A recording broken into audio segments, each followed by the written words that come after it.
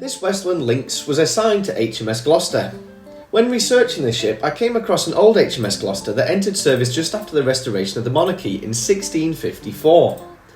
Built in East London, the frigate cost a whopping £5,400, and when transporting the future King James II to Scotland in 1682, the ship struck a sandbank, sank, and 250 people drowned, including members of the royal party.